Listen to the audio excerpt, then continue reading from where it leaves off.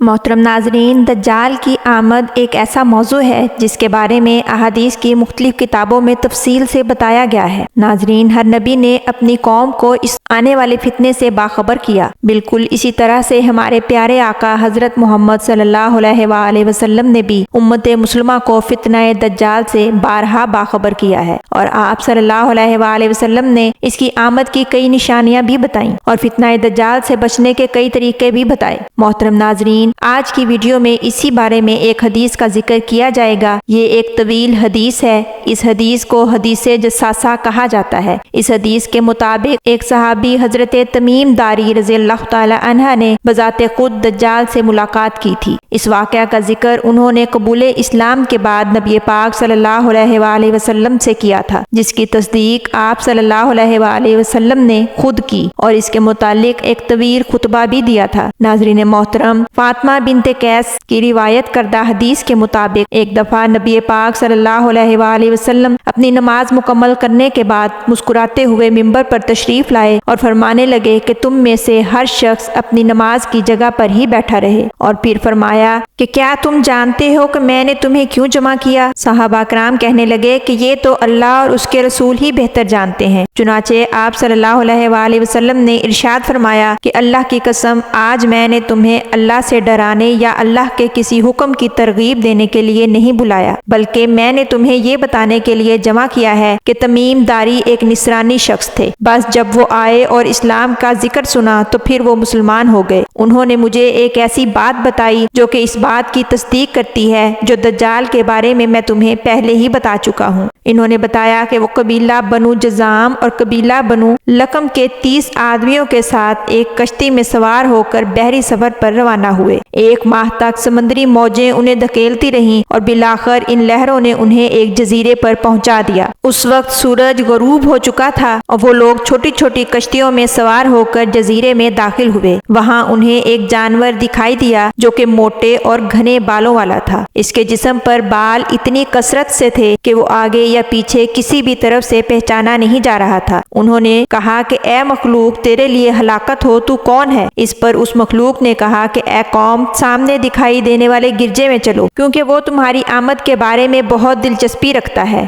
تو لوگ یہ سن کر گھبرا گئے۔ انہیں شک گزرا کہ شاید یہ کوئی جن نہ ہو۔ یہ لوگ جلدی جلدی چلے اور گرجے میں داخل ہو گئے۔ وہاں انہوں نے ایک ایسا طویل القامت انسان دیکھا کہ ایسا انسان انہوں نے آج تک نہ دیکھا تھا۔ وہ نہایت سختی سے بندھا ہوا تھا۔ اس کے دونوں ہاتھ اس کی گردن کے ساتھ بندھے ہوئے تھے اور اس کے ٹخنے اور گھٹنے لوہے کی زنجیروں کے ساتھ جکڑے ہوئے تھے۔ بس پھر انہوں نے پوچھا کہ تیرے لیے ہلاکت ہو، تو کون ہے؟ لہٰذا جواب میں اس نے کہا کہ آخر کار اگر تم میری خبر پانے پر قادر ہو ہی گئے ہو تو پہلے تم بتاؤ کہ تم لوگ کون ہو؟ تو انہوں نے جواب دیا کہ ہم عرب کے رہنے والے ہیں اور ایک جہاز کے ذریعے یہاں تک پہنچے ہیں۔ اب تم بتاؤ کہ تم کون ہو؟ تو وہ بولا کہ میں جساسہ ہوں۔ تو انہوں نے دریافت کیا کہ جساسہ کیا ہوتا ہے؟ اس پر اس نے کہا کہ تم مجھے بسان کے باغ کے بارے میں خبر دو۔ ان لوگوں نے اس سے کہا کہ تم بسان کے باغ کے بارے میں کیا جاننا چاہتے ہو؟ تو وہ فوراً بولا کہ میں بسان میں لگی کھجوروں کے بارے میں جاننا چاہتا ہوں۔ تو یہ لوگ کہنے لگے کہ ہاں، ان درختوں پر پھل آتا ہے۔ تو وہ بولا کہ ان قریب وہ وقت آنے والا ہے جب وہ درخت پھل دینا چھوڑ دیں گے۔ پھر اس نے بحر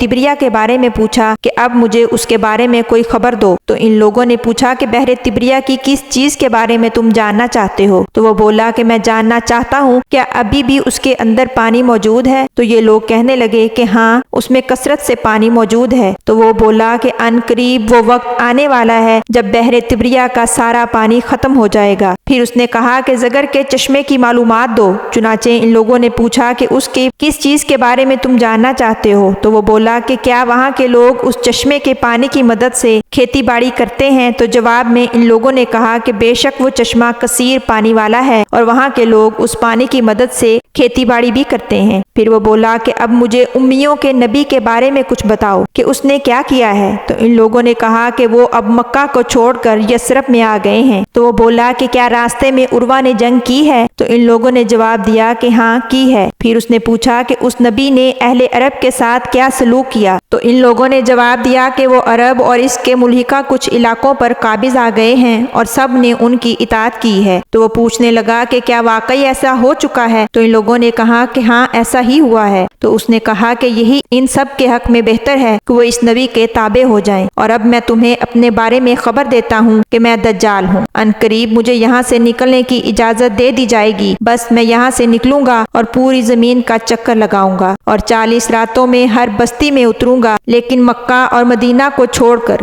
کیونکہ ان دونوں جگہوں پر جانا میرے اوپر حرام کر دیا جائے گا اور وہاں داخل ہونے سے مجھے روکا جائے گا، اور اس کی ہر ایک گھاٹی پر فرشتے پہرا دیں گے۔ پھر حضرت فاطمہ بن قیس رضی اللہ تعالیٰ عنہ نے فرمایا کہ حضور نبی کریم صلی اللہ علیہ وآلہ وسلم نے اپنی انگلی کو منبر پر چبھویا اور ارشاد فرمایا کہ یہ طیبہ ہے، یہ طیبہ ہے، یہ طیبہ ہے، یعنی مدینہ ہے، اور کہا میں نے یہ سب باتیں تمہیں پہلے ہی نہیں بتا دی تھیں؟ تو صحابہ کرام نے عرض کیا کہ بے شک۔ آپ صلی اللہ علیہ وآلہ وسلم نے ارشاد فرمایا کہ بے شک مجھے تمیم کی اس خبر کی خوشی ہے، کیونکہ یہ خبر ان باتوں کی تصدیق کرتی ہے جو کہ دجال اور مکہ مدینہ کے بارے میں تم سے پہلے ہی بیان کر چکا ہوں۔ بس آگاہ رہو کہ دجال شام یا یمن کے سمندر میں ہے، نہیں بلکہ وہ مشرق کی طرف ہے، اور آپ صلی اللہ علیہ وآلہ وسلم نے ہاتھ سے مشرق کی طرف اشارہ کیا۔ حضرت فاطمہ بن قیس نے فرمایا کہ بس یہ ساری حدیث میں نے آپ صلی اللہ علیہ وآلہ وسلم سے یاد کر لی۔ محترم ناظرین، کیونکہ یہ ایک طویل حدیث ہے اور اس حدیث میں ایک طویل القامت انسان کا ذکر بھی ہے جس کا نام جساسہ تھا، شاید اسی نسبت سے ہی اسے حدیث جساسہ کہا جاتا ہے۔ اللہ تعالیٰ سے دعا ہے کہ اللہ پاک ہمیں فتنہ دجال سے محفوظ فرمائے، آمین۔ ناظرین، امید کرتی ہوں آج کی یہ ویڈیو آپ کو پسند آئی ہوگی۔ اس ویڈیو کو لائک کیجئے، شیئر کیجئے، چینل کو سبسکرائب کر کے بیل آئیکن کو پریس کرنا نہ بھولیے گا تاکہ میری ہر نئی آنے والی ویڈیو کا نوٹیفیکیشن بر وقت آپ کو مل سکے۔ حاضر ہوں گی ایک اور نئی ویڈیو کے ساتھ، تب تک کے لیے اجازت دیجیے، اللہ حافظ۔